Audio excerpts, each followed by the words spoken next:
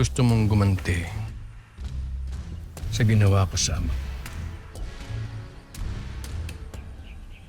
hindi kita pipigilan.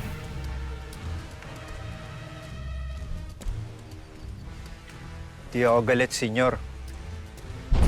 May respeto ko ang batas ng Golden Scorpion. Kamatayan, sino mang titiwalag sa grupo.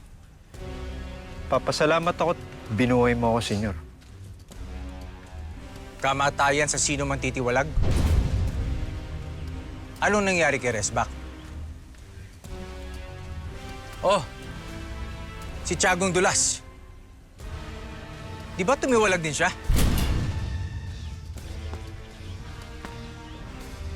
Pinatay ba?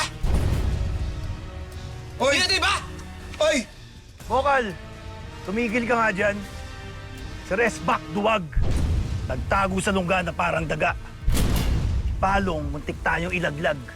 Kaya dapat lang siyang patayin.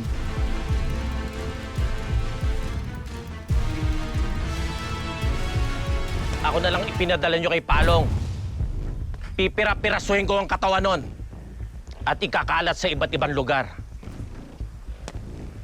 Tago-taguan, chop-chop ang katawan. Ano? Tayo-tayo na lang magpapatayan? Isa-isa na tayong nalalagas. Humihina na yung puwersa natin. Ngayon, tinutugis na tayo, pati yung presidente.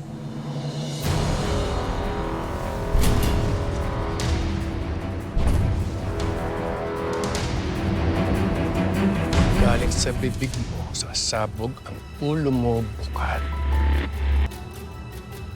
At kung meron pang iba dyan na nagdududa, naduduwag, o gustong tumiwalag, magsabi lang kayo.